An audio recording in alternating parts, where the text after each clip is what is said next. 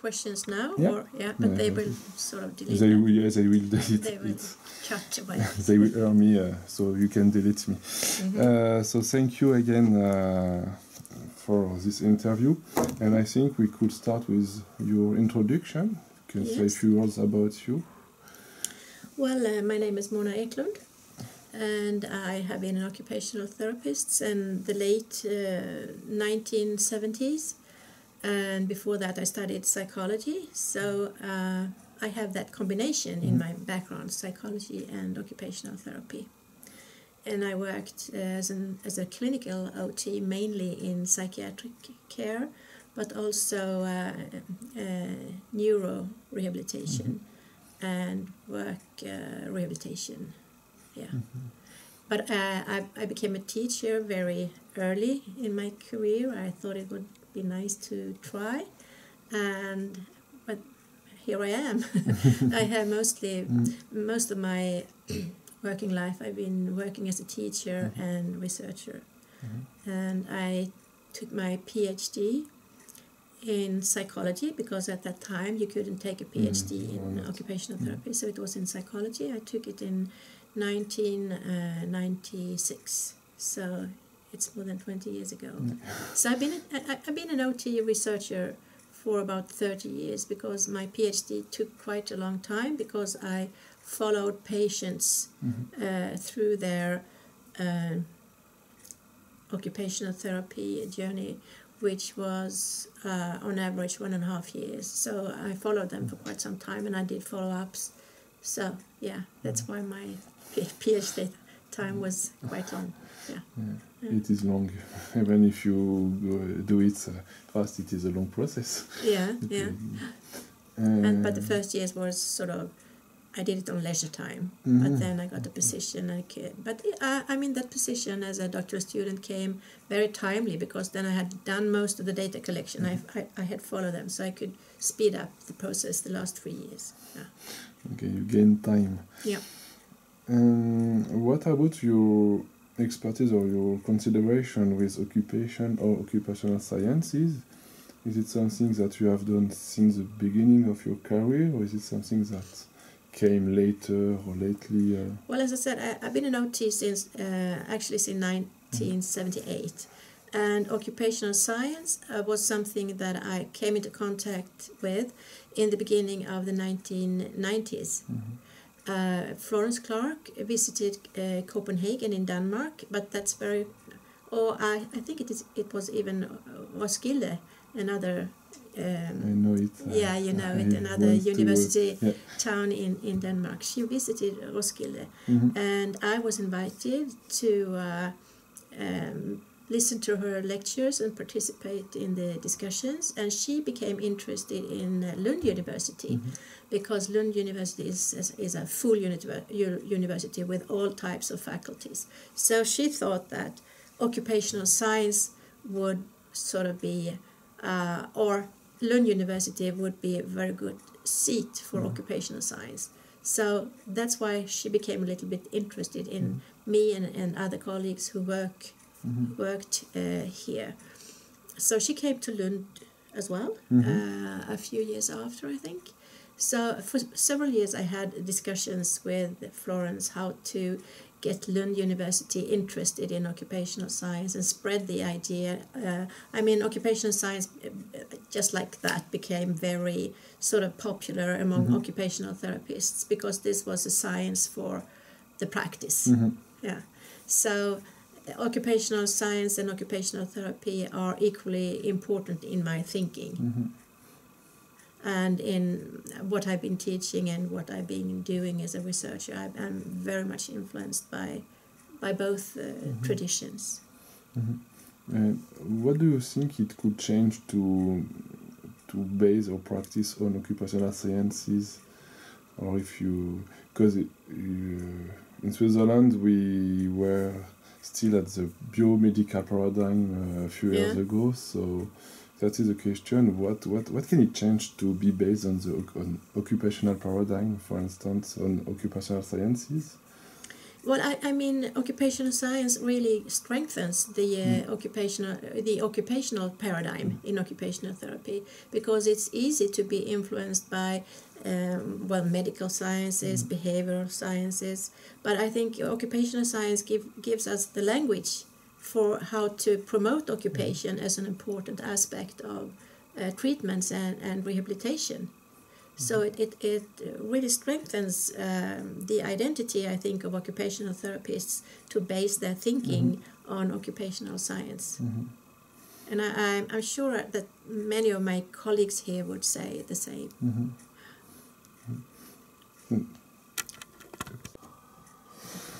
So now, if you can give me an example among your different researches, an example of one recent research or one research you are proud that takes part in the field of occupational sciences. Yeah, as I mentioned to you, I have had contact with Florence Clark, and I have had several contacts with her over the years. And I think it was in 1999 or 2000, she was here to lecture on a doctoral student course, which I was the leader of this course. So she came here and she gave me this manual for the lifestyle redesign intervention, and I became really interested and wanted to do something not for elderly people as they had done in at the USC, but for people who were at risk for stress-related disorders. So I wanted to make a project where I could go into companies and identify people who were at risk for burnout or stress-related disorders, and then deliver like a course or intervention where they could learn to create occupational balance in their everyday lives, and see if that could prevent burnout and stress in the future. For various reasons, I needed to rethink, and I did this together with a colleague who is still working here in this building, and we made it into work rehabilitation intervention instead. It's called the Redesigning Daily Occupations, the Redo project. So we delivered this intervention to people who were already on sick leave for stress-related disorders. And for various reasons it became only women. It's because in one area not far from here there was a project ongoing for how to prevent sick leave among women who were stressed. So that was a very nice organization for us to collaborate with. So that's why it became a women's project, and we delivered this intervention, which is very much occupational science based. Not only the sort of main idea from lifestyle redesign, but the structure, that's something that I sort of was very much inspired from the concept that. You told me about occupational balance, for instance. Yeah. The concept you used when elaborating this project? Yes. First, sort of mapping up the women's patterns of daily occupations, their patterns, and then the women needed to identify what would they need to change to accomplish what they felt like a personally satisfying balance between different occupations. How could they change things themselves? Did they need to change to involve their family? And did they perhaps need to start new occupations to perceive this balance? Perhaps they had to finish doing things that they really like to do, like going to concerts or creating fantastic things in a hobby course or something. So it wasn't only about balancing what they really already had, they also had to think, should I leave something? Should I say no to something? Should I say this? I've done this enough. Now somebody else has to do this at work or at home, and I want to start doing these things. So they needed to identify what changes they should do among their daily occupations, and this is very much occupational science based. It's not foreign from occupational therapy, but the influence is very much from occupational science. So this is an example, I mean, how occupational therapy really can benefit from occupational science.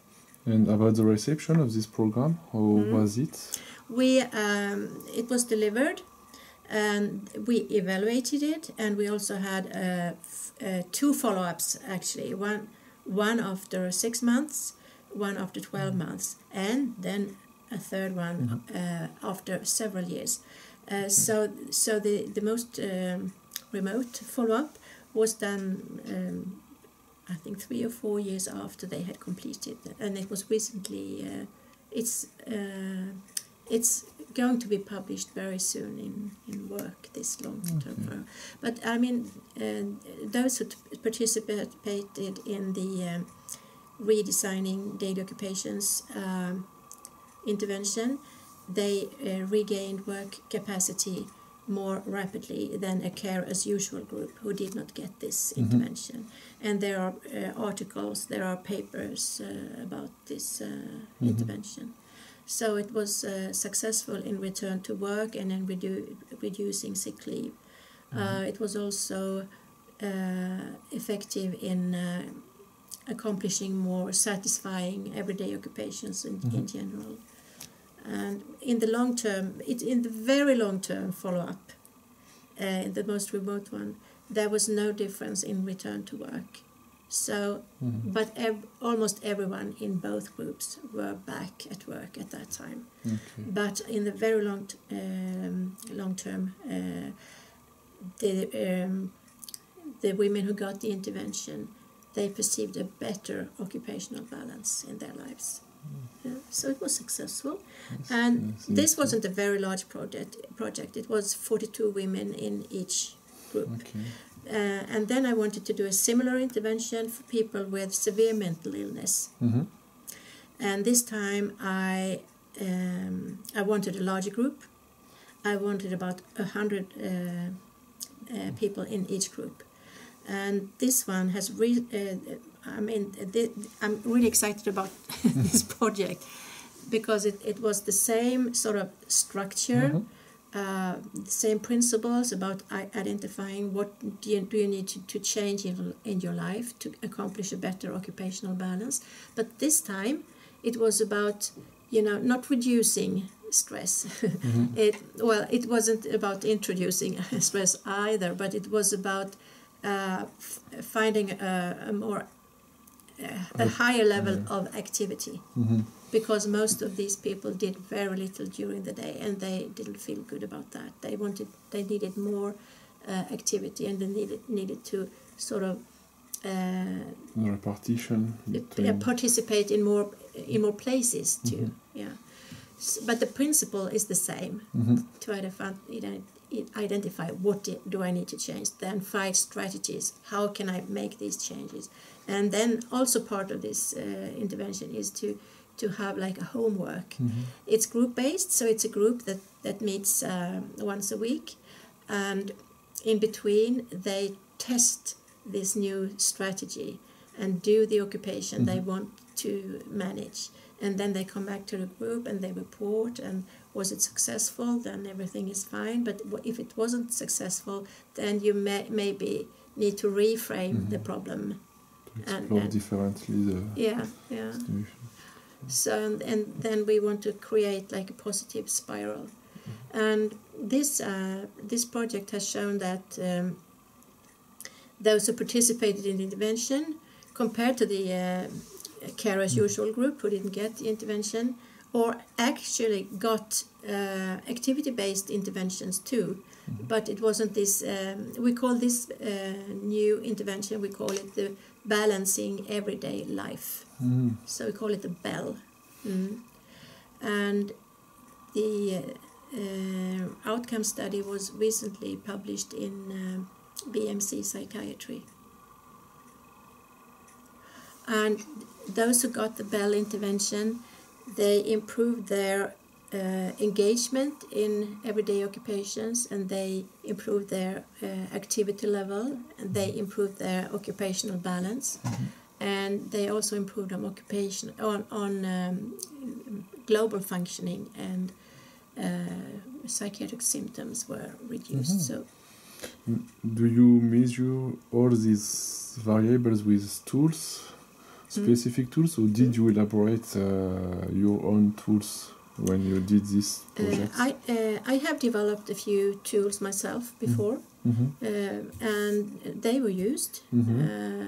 Me and my colleagues, we have developed a few tools, so they were used. But we also used other tools to measure quality of life and self-esteem. There weren't many. There were changes also on self-esteem and quality of life, but the changes weren't greater than in the comparison group. But at the follow-up, which was 6 months later, we had only a 6-month follow-up. At that time, the Bell group had also improved their quality of life more than the comparison group. So in the long run, those who got the intervention also improved their quality of life. I don't think it's necessary with clinical applications to develop occupational science, if that's what you meant. I mean, you can go into people's ordinary lives of ordinary people and learn a lot about how activity influences their health. I mean, I consider myself a healthy person. And people like me could be investigated for what they are doing, how they feel about that, how that influences their health, if occupation is something that makes them feel part of society, if they feel injustice in relation to what they're doing. I mean, there's so many facets of occupation that you could learn about and write about in relation to ordinary people's ordinary lives. Without that doesn't need to be any clinical applications to develop occupational science. But the other way around is important to use all this knowledge on ordinary people and apply it when you also meet patients. You know, on one hand, we need to make some really theoretically researches, and to at the same time, on another hand, to make more clinical researches and to combine it. Yes, but what we did, I should mention that perhaps when we developed these interventions, we did two things. We used the occupational science theory that was already there, and the influence from the lifestyle redesign projects. But we also did descriptive studies on the target groups we wanted to work with. So we did descriptive studies on how women with complicated lives, how their daily lives were, and what was hassling things and what were rewarding things. And we did the same among people who had severe mental illness. We described their everyday lives, what they were doing, with whom, how they experienced Very that. descriptive. Yeah, so we combined the occupational science theory and knowledge with what we knew about the target group from our descriptive studies. And then we developed that into an intervention, which we then tested in clinical practice. Yes, it's like a thread. Yeah, like three-part process somehow. Yeah. Is that people are not only workers, they are also family members.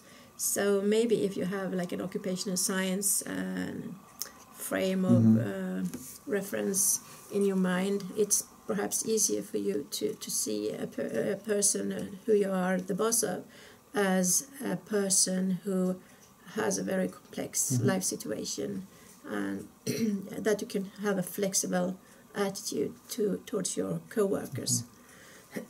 Sorry. No problem. So maybe, an occupational science frame of reference is always a good thing, also for leaders. Also to becoming leaders, yes. Mm.